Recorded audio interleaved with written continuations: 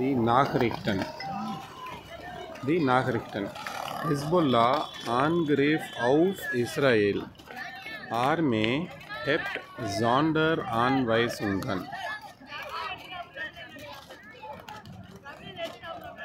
Sonderanweisungen. Hezbollah Angriff auf Israel. Angriff bedeutet Attack. இப்போ இங்கே வந்து அவுஃப் வருது.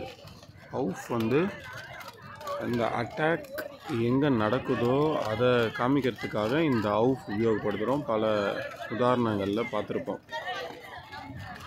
இப்போ இந்த அவுஃப் வந்து இதிலேருந்து இங்கே ஆன்கிரிஃப் அவுஃப் இஸ்ரேல் இந்த கான்டெக்ஸ்டில் இந்த மாதிரி புரிஞ்சுக்கணும். So attack on Israel, Hezbollah attack அவுஃப் இஸ்ரேல். அதனால் army the army feminine the army என்ன பண்ணியிருக்காங்க, இங்கே ட்ரென்பாரே வருதுன்னு வருது. அவுஃப் ஹேபன் அதாவது கேன்சல் பண்ணியிருக்காங்க.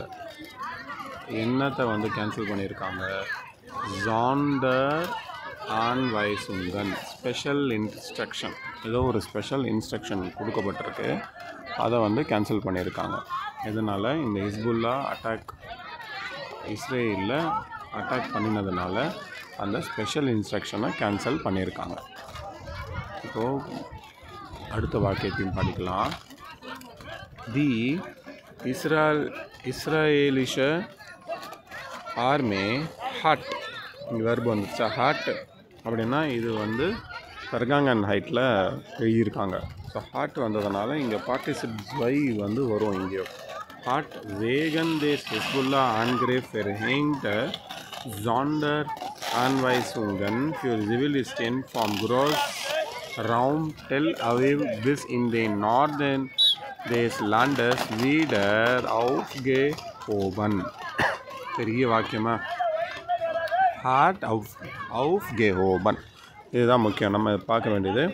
இங்கே ஹார்ட் வந்ததுனால இந்த ஹார்ட்டுக்கான பார்ட்டிசிப்ஸ் வை வந்து இங்கே aufgehoben. இது வந்து ஹில்ஃப் வெர்பு, இது ஹில்ஃப் வெர்ப், இது வந்து ஃபர்காங்கன் ஹைட்டில் வர பார்ட்டிசிப்ஸ் வை. ஓகே லைட்டா.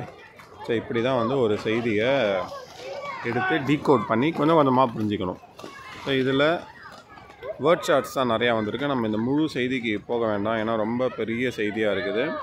பட் அதுக்காக தான் நான் முக்கியமானதை மட்டும் சொன்னேன். முக்கியமானது இதில் என்ன தெரிஞ்சுக்கிறோம்னா, இந்த அவுஃப், இந்த ட்ரென்வாரே வெர்பன் ஒன்று உபயோகப்படுத்தியிருக்காங்க. அப்புறம் ஹார்ட் ப்ளஸ் பார்ட்டிசிப்ஸ் வை. அப்புறம் நிறையா வேர்ட் ஷார்ட்ஸ் இருக்குது. வேர்ட் ஷார்ட்ஸ் வந்து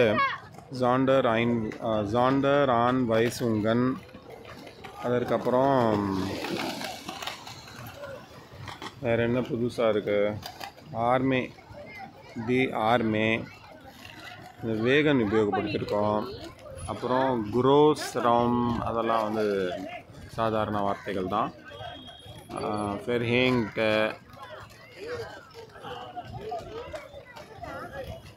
வேறு என்ன இருக்குது, அவ்வளோதான். ஸோ இந்த மாதிரி ஒரு டாய்ஷ் நாகரிகனை எடுத்து ஒரு செய்தி ஒரு நாளைக்கு படித்தோன்னா ஒரு வார்த்தையாக தினம் படிக்கலாம்.